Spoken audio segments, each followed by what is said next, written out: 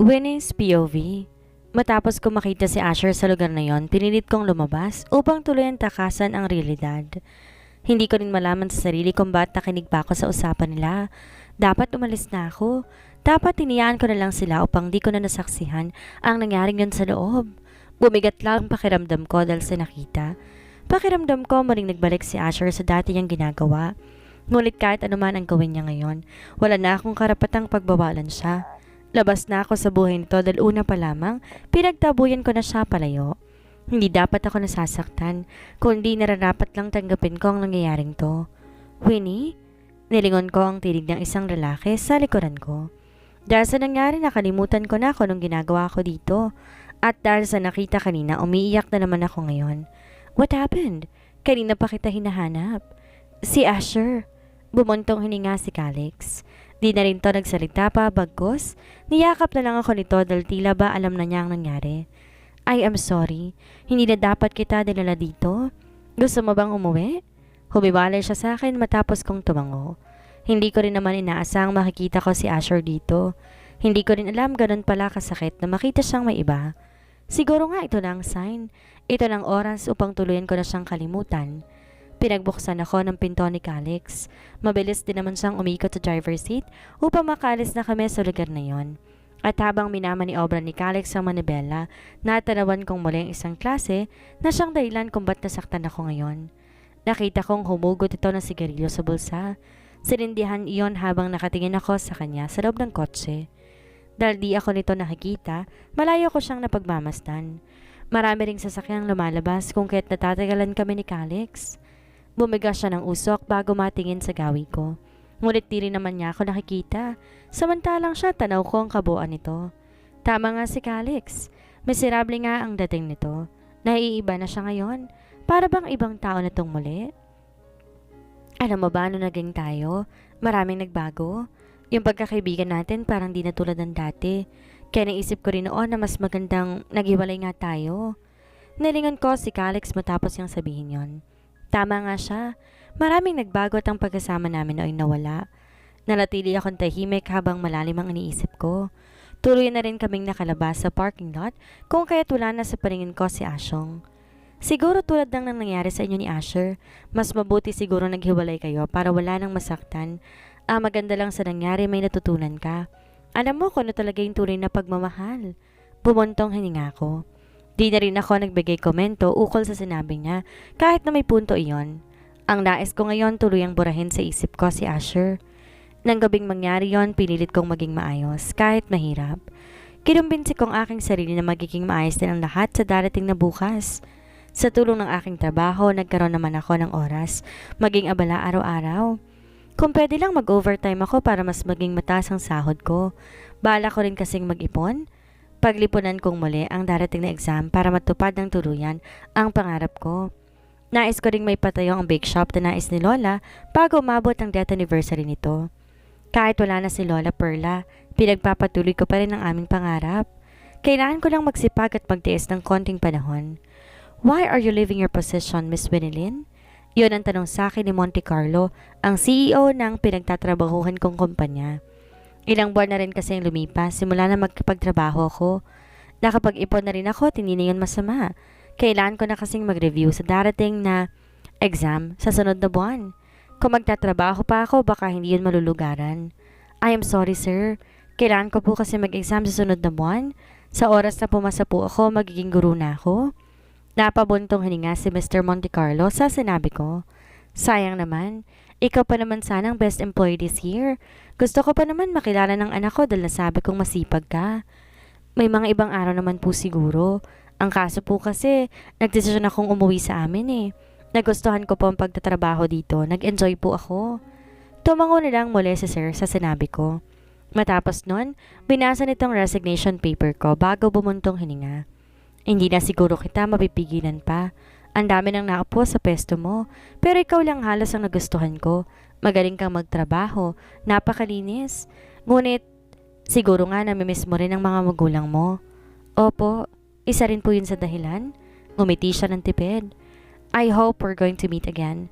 Siguro makikilala mo na noon ang anak ko. Sana nga po. Sana rin makahanap kayo agad ng papalit sa akin. Muli, Napabuntong hininga siya sa ikatong pagkakataon. Yun nga, ngunit kung babalik ka naman, ayos lang. Pwede kitang ilagay sa mas mataas na posisyon. You deserve that. Maraming salamat po. Nginitian ko sa Sir Monte Carlo. Para sa akin, nakikita ko si Papa sa kanya. Hindi pa naman siya gaanong katandaan kasing edad lang to ni Papa na nasa 50s na. Matapos ngang usapan namin yon, muli na akong bumalik sa bahay nila Calix. Kaso ilang buwan ko na itong hindi nakakasama. Pumasa kasi to sa kanyang exam. Halos 10 buwan na magtungo to sa kanilang training place na halos 1 taong gugulo-guluhin nila. Sila tito at tita lamang ang nakakasama ko sa bahay. Malaki ang pasalamat ko sa kanila dahil sa pagkupkop at pagtulong nila sa akin. Kahit papaano naman, naging maayos na ako. Di na ako masyadong nalulungkot sa tuwing naalala ko si Lola. Kumbaga nang hihinayang na lamang ako dahil wala na siya ngayon. Bakit di ka na lang magpahatid sa family driver natin para wag ka nang mag-commute pa? Ngumiti at umiling ako kay tita. Ngayon na kasi ang pag-uwi ko ng probinsya. Nasabi ko sa kanya na aalis lamang ako ng bus pa uwi upang di na sila makaabala pa. Wag na po tita. Ayos lang naman po eh. Mabilis lang naman po ang biyahe. Bumuntong hininga siya. Kailan pa talaga nag-exam? Next month pa po, tita. Balitaan mo kami kung anong resulta ng exam mo, ha? Magpe-pray ako na pumasa ka pero alam ko, papasa ka. Tipid nang ngumiti ako. Sana nga po. Ayoko lang po na biguin sila mama. Ayos lang naman po ang mabigo basta wag lang pong susuko. Subukan mo lang hanggat maakuha mong ninanais mo. Dahil sa sinabing iyon ni tita, bapangiti ako. Malayo man ako kay mama para na rin may pangalawa akong mama, kay tita Leonor. Mahilig din siyang magbigay ng payo sa akin at kadalasan pinapalakas pa nito ang loob ko. Malaki ang pasasalamat ko kay tita kaya medyo natagalan pa nang umalis ako. Halos mainit na nga ang sinag ng araw nang makarating ako sa probinsya. Sumakay pa ako ng tricycle para makauwi ng bahay. Dahil nga ngayon, ang aking pag-uwi, naghihintay sila mama at papa sa labas ng bahay. Nais pa nga nila akong sunduin, ngunit hindi na ako pumayag pa. Sinabi ko maghintay na lang sila sa bahay para hindi na sila mapagod pa. Bakit ngayon ka lang? Medyo traffic ba? Tumango ako kay mama. Matapos niyang itanong iyon. Opo, marami pong nagbabiyahe. May mga nakaharang pa po kanina sa dinaanan ng bus namin, kaya eto po, nalis oras po ako. Tumango si mama sa sinabi ko. Samantalang si papa ay ngumiti sa akin bago ako nito nilahad sa kamay. Ngumiti ako ng papalapit. Alam ko nang yayakapin niya ako, kaya nauna na ako. Mahigpit na yakap ang iginawa niya sa akin. Matapos ng ilang segundo, humiwalay din siya bago ko tiningnan. Kamusta naman? Mukhang maayos ang trabaho mo doon anak ko ha. Nangiti ako bago tumango. Opo, maganda po sana doon. Kaso sa sunod na buwan ng exam ng LED, gusto ko po sana sumubok ulit. Oo naman anak, suportado ka namin sa desisyon mo kung saan ka sasaya. Ngumiti ako. Alam kong yon ang isasagot ni Papa. Kailanman di siya tumutol maski si Mama. Luluwas ka pa ba? O dito ka nalang mag-e-exam? Nilingon ko si Mama matapos niyang itanong iyon. Hindi na po, dito na lang. Ayoko lang lumayo, baka dito na rin ako maghanap ng trabaho. Yun nga ang maganda. Huwag ka nang lumayo pa. Namimiss ka namin ng papa mo. Ako rin po, namimiss ko rin po kayo. Kaya ayoko nang umalis at saka yung sinabi ko po sa inyong bake shop, itutuloy ko po yun. Maghahanap pa po ako ng magandang pwesto. Tawango si mama at papa sa sinabi ko. Maganda naman ng balak mo, lalo na nga't bumabagsak ng flower farm. Wala na tayong masyadong customer. Baka doon na lang din ako sa ipapatayo mong shop. Hindi ako sumagot sa sinabi ni mama. Nalulungkot lang din ako dahil tuloy ng huminang benta ng flower farm. Halos mga kalapit na baril na lang namin ang sinusuplayan namin. Wala na kaming tracking para mag-deliver sa ibang lugar. Ang empleyado namin 2 na lang, kung kaya't kulang na talaga ang kinikita nila mama. Kailangan ko na maghanap ng malaking sweldo at ibang pagkakakitaan pa. Yun po talaga ang gagawin ko. Yun kasi ang gusto ni Lola, para kahit papaano naman po matupad ko ang pangarap niya. At saka 2 buwan na lamang death anniversary na ni Lola. Gusto ko po bago dumating yon matapos po ang shop. Tumango si Papa sa sinabi ko. May mga kilala akong makakatulong sa atin. Tatawagan ko sila bukas para makapagpa-deliver na tayo ng materyales. Naging malaki ang aking ngiti. Si Mama bihasa sa paggawa ng anumang tasa ng tinapay, cake at pastries. Yon ang namana ko sa kanya. Ang pagluluto at pagbibake. Kaya't sigurado ko magiging masaya yon. Alam ko matagal ang proseso. Alam kong hindi papatok yon sa simula. Ngunit kahit anong mangyari, ipagpapatuloy ko pa rin. Hindi ako susuko hanggat maging maayos ng tuluyan ang lahat. Matapos ko nga makauwi ng probinsya, wala akong ginawa kundi mag-aral para sa exam na paparating. Inabala ko rin ang sarili sa pagtulong kay Mama sa flower farm. Kay Papa naman, nakahanap na ito ng mga taong magtatrabaho upang maipatayo ang shop na nais ko. Kaya't ang buong buwan na iyon ay naging abala para sa akin. Nakapag-exam ako matapos dumating na isang buwan. Minadali din nila ang pagpapatayo ng bake shop kung kaya't nang dumating ang araw ng death anniversary ni Lola Perla. Natapos iyon, ngunit hindi pa tuluyang nabubuksan. Ang importante para sa akin, natapos yun bago mag-isang taon si Lola. Hindi rin naman ako nagmamadali na bumukas. Marami pa kaming dapat na asikasuhin at kailangan pa naming bumili ng mga gamit. Sa ngayon, ang resulta na lang ng exam ang hinihintay ko. May meeting po kami mamaya, Ma. Baka hindi po ako makakauwi ngayong tanghalian. Tumango si Mama matapos kong sabihin yon. Tinatapos ko na lang ang aking almusal habang siya'y naghahanda na sa pag-alis. Wala na bang nagrereklamo magulang tungkol sa nangyaring aksidente noong nakaraang linggo? Umiling ako. Sa pinapasukan ko kasi na paaralan kung saan ako nakapagtapos ng elementarya, doon na ako nagtuturo ngayon. Nagkaroon ng magandang blessing sa buhay ko at masasabi ko, malaking biyaya sa akin ang papasa ko noon sa exam. Dahil ngayon, isa na akong lisensyadong guro. Isang grade 2 teacher sa eskwelahang nais kong pasukan. Wala na po. Naayos naman ang issue at saka hindi kasalanan ng teacher kung may mangyaring masama sa bata, lalo pat kasama nitong sundo niya. Hindi kasi sila nagkaintindihan eh. Napabuntong hininga si Mama. May nabutol na bata kasi noong nakaraang linggo, grade 3 student. Lumabas iyon ng gate dahil naroon na ang sundo niya. Wala na naman kaming ideya kung paano na aksidente ang bata. Pero ang kwento ng ilang nakakakita, nabundol daw ito nang dumara ang tricycle. Kaya't ikaw, wag mong papalabasin ang bata, lalo na kung wala pa silang sundo. Kung pwede lang, bantayin mo sila hanggang makauwi lahat ng estudyante mo. Yun nga po ang ginagawa ko, Ma. Ayos lang po sa akin kahit anong oras na ako umuwi, ang importante, maayos ang mga estudyante ko. Ngumiti si Mama sa sinabi ko. Dahil kapwa kami nagmamadali, hindi na nasundan pa ang pag-uusap na yon. Kailangan na kasi niyang tumungo ng bake shop upang tignan ko anong sangkap ang bibilin niya. May empleyado naman na kaming naroon na maagang nagbubukas. Mga 5 silang naroon kasama ng mga nagmamasa ng tinapay. Si Mama naman ang tumayong owner doon at ang pangalan ng pinatayo namin, Lola Perla's Bakery. Malapit yon sa paaralan kung saan ako nagtuturo. Di na rin naman na masama ang perang kinikita namin dahil maganda ang peso nito. Nang umagang iyon, sabay kami ni Mama na umalis. Sumakay lang kami ng tricycle dahil wala na din kaming magagamit dahil na kay Papa ang sasakyan namin. Nasa flower farm pa rin naman siya. Inaasikaso iyon kahit na tuluyan na siyang lumubog. Kahit ano pang gawin namin, mas malakas na talaga ang ibang flower farm na nalalapit sa lugar na iyon. Hindi na ako uwi para magluto. Baka dediretso na rin ako sa flower farm. At saka, diretso din naman ng Papa mo dito. Kung gusto mo, kumain ka na lang dito. Umiling ako kay Papa. Nasa harap kami ng bakery. Ilang lakad lang din mararating ng harapan ng eskwelahan.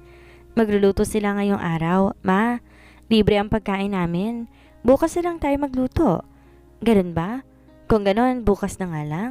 Sige na, pumasok ka na. Tumango ako. Binati ko pa ang ilang katuwang ni Mama na nasa loob ng bakery. Ginitian nila ako at binati rin na magandang umaga. Matapos yon, tuluyan na akong tumuloy sa paaralan. Wala namang klase ngayon dahil nag-anunsyo dito ng pagpupulong. Alam ko naman ang tungkol ito sa aksidenteng nangyari. May nagrereklamo ring ilang magulang tungkol sa ilang sirang gusali, ngunit magagawa namin yon ng paraan. Naghihintay lang ng pondo mula sa tulong ng ibang opisyal.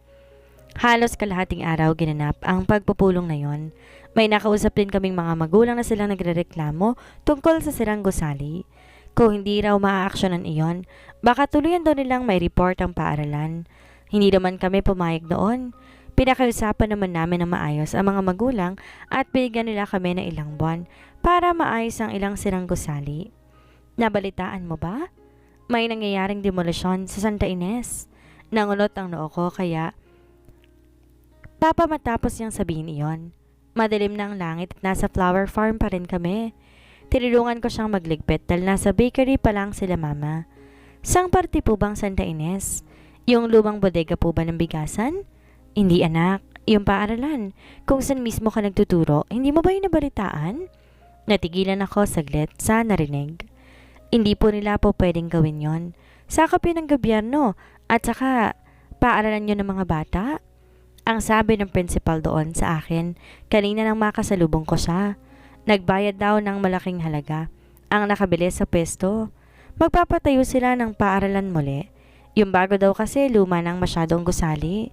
Hindi agad ako nakasagot. Alam ko ngang may bumibili sa lupaing iyon kung saan nakatayo ang paaralan. Ngunit wala pa namang kasiguraduhan. Sino pong nakabili ng lupa? Wala silang sinabing pangalan anak, pero alam ko mayamang tao sila. Kahit sino pa man po sila, kahit mayaman, hindi naman nila po pwedeng gawin ang gusto nila. Hindi kami papayag doon. Maraming magrereklamo. Tumango na lamang si Papa dahil sa kaisipang iyon. Hindi halos naging madali ang pakiramdam ko. Halos 6 ng lupaing iyon kung saan nakatayo ang paaralan. Ngunit wala pa naman na kasiguraduhan. Sino po bang nakabili ng lupa? Walang sinabing pangalan anak, pero alam ko mayamang tao sila. Third person's POV. Alam ni Winnie na maaaring ang mawala ang paaralang pinapasukan niya. May posibilidad na manalo ang taong may nais bumili ng lupa dahil nga sa lagay ng mga gusali. Ngunit iniisip niya pa rin ang mga bata. Alam niya magagawa niya ng paraan at hindi kailangan ilipat ang paaralang kilalakhanan niya. Marami na siyang alaala doon. Napamahal na siya sa paaralan at hindi po pwedeng gano'n na lamang. At saka bakit naman papayag ang gobyerno na ilipat ang paaralan? Ganon ba kalaki ang ibabayad nila para magpatayong muli ng bago? Maganda naman sana ang ideya nila, ngunit para kay Winnie, ang paaralang ito, hindi niya kayang isuko. Hindi niya maaaring hayaang mawala iyon kahit alam niyang wala siya magagawa. Hindi namin napag-usapan kanina kung sino to ang buyer. Ang sabi kasi nila hindi pa yun pumupunta dito. May isang abogado lang na nagsisilbing magpapatayo mo rin ng bagong paaralan.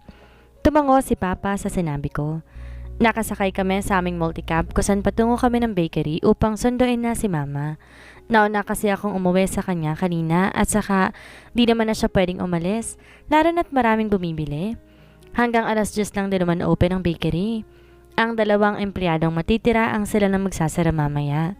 Matagal na rin naman silang kasama ni Mama kung kaya't pinagkakatiwalaan niya ang mga to. Maraming hindi sasang-ayon kung ililipat ang paaralan. Halos ilang dekada na yon, doon na nag-aaral ang lola mo. Tumango ako sa sinabi ng Papa. Oo nga po, pero kung lalabas ang ilang magrereklamong magulang, baka tuluyin lang isara yon.